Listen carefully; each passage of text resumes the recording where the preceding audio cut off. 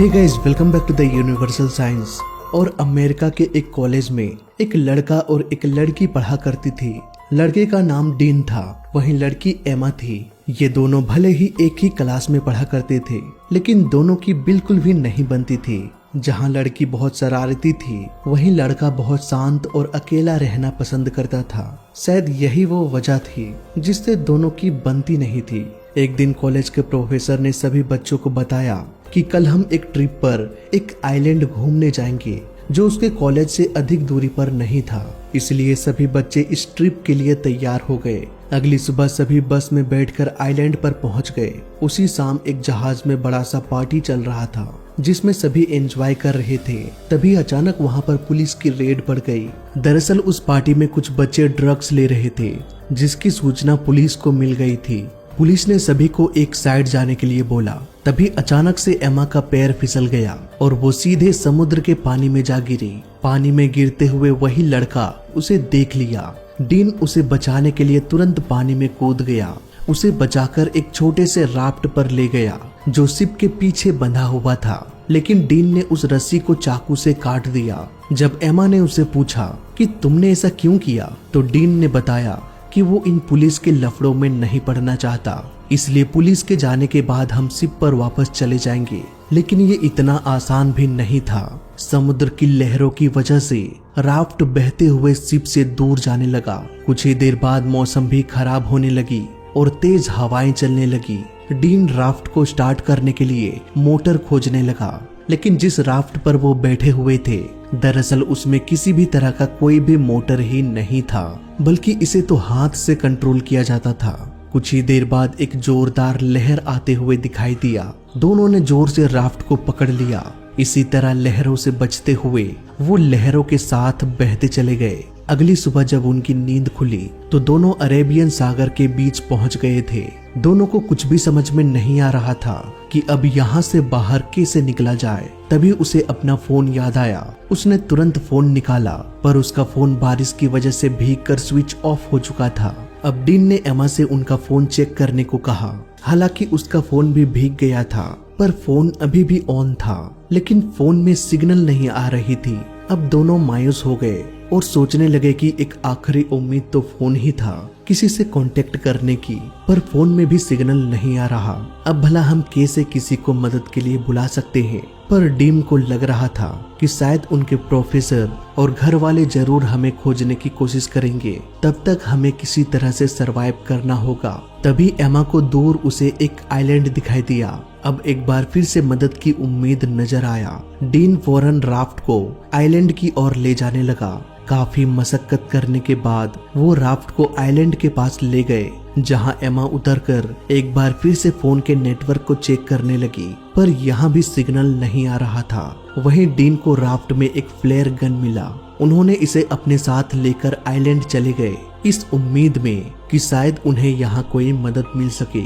वहीं दूसरी ओर उनके प्रोफेसर और बाकी बच्चे रात की हुई घटना से इस ट्रिप को कैंसिल करके वापस लौटने की तैयारी में लग गए। तभी एमा के फ्रेंड ने अपने प्रोफेसर से कहा कि उनकी एक फ्रेंड मिसिंग है जो कल रात से कहीं दिखाई नहीं दे रही। इसके बाद प्रोफेसर सभी का अटेंडेंस लेने लगे। तब जाके पता चला कि उनके ग्रुप का एक और लड़का मिसिंग है। इसके बाद प्रोफेसर पुलिस को बुलाकर उन दोनों के मिसिंग होने के बारे में बताया।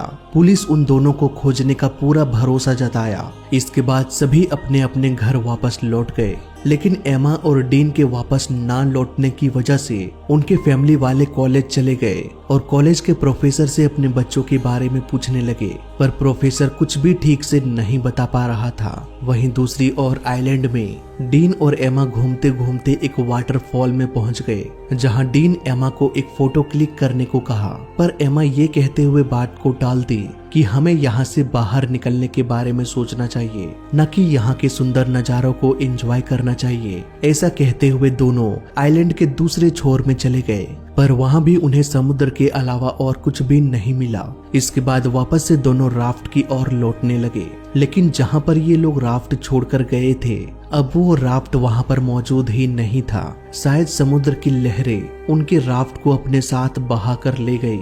सिर्फ उन्हें एक लाइफ जैकेट मिला। मायूस होकर दोनों आइलैंड के किनारे दिन भर इधर उधर घूमते रहे।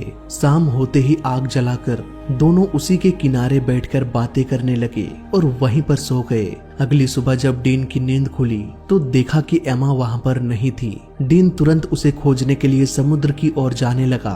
तभी उसने आइलैंड के किनारे एमा को देखा, जो आइलैंड के रेत पर SOS लिख रही थी। शायद ऐसा करने से हमें किसी तरह की हेल्प मिल सके। इसके बाद डीन नहाने के लिए समुद्र में चला गया और वहीं खड़ी एमा उसे देखती रही। उधर उनके फैमिली वाले लगातार उनके प्रोफेसर से पूछे जा रहे थे कि क्या कोई खबर मिली, क्या पुलिस अभी तक उन्हें नहीं खोज पाई। तब प्रोफेसर ने कहा कि पुलिस को समुद्र के किनारे एक छोटा सा राफ्ट मिला, पर उस राफ्ट में वो दोनों नहीं थे। शायद राफ्ट को छोड़कर वो दोनों कहीं चले गए हो सकता है वो दोनों अपनी मर्जी से कहीं चले गए और कुछ दिनों बाद वापस लौट आएंगे। पर उनके फैमिली वाले जल्द से जल्द उन्हें खोजना चाहते थे, इसलिए उन्होंने प्रोफेसर से कहा कि अगर पुलिस वाले नहीं खोज पा रहे तो क्या हम प्राइवेट रेस्क्यू टीम को उन्हें खोजने के लिए हायर करें। प्रोफेसर ने उन्हें भरोसा दिलाया कि पुलिस जल्द ही उन दोनों को खोज निकालेगी। वहीं दूसरी ओर एमा वाटरफॉल से पीने का पानी बोतल में भर रही थी। तभी उसे महसूस हुआ कि शायद उनको कोई फॉलो कर रहा है।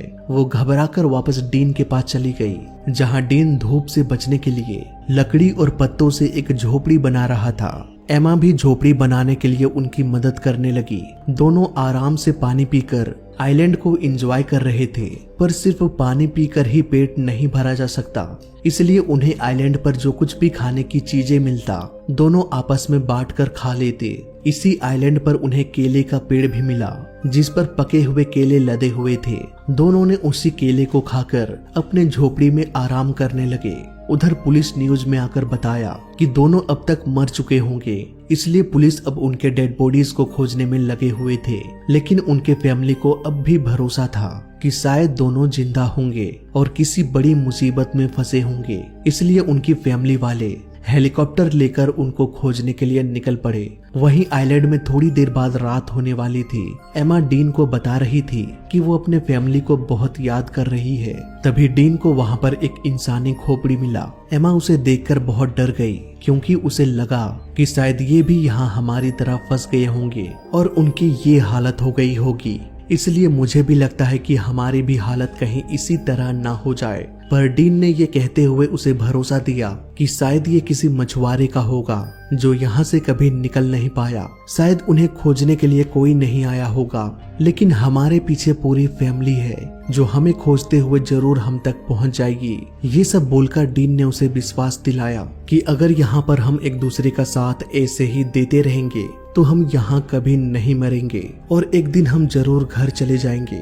ये कहकर वो एमा को किस करने लगा। एमा पहली बार किसी को किस कर रही थी, इसलिए उसे अच्छा भी लग रहा था। अब रात भी हो चुकी थी, फिर क्या होना था। डीन ने सारी हदें पार कर दिया। अगली सुबह जब एमा नींद से जागी तो वहाँ डीन नहीं था।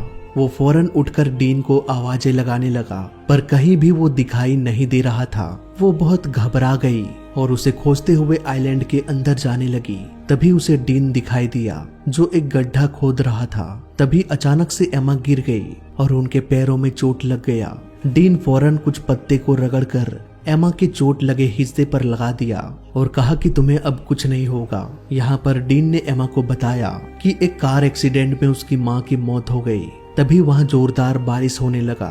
दोनों बारिश को एंजॉय करते हुए डांस करने लगे। उधर न्यूज में बताया जाता है कि एमा और डीन के लापता हुए 1 महीने से भी अधिक समय गुजर चुका है और अब पुलिस को लगता है कि शायद अब वो दोनों जिंदा नहीं रहे। इसलिए पुलिस की टीम ने ऑफिशियली उन दोनों को खोजना बंद कर दिए। पर अभी भी उनके फैमिली वालों को लग रहा था कि दोनों के दोनों जिंदा हो सकते हैं।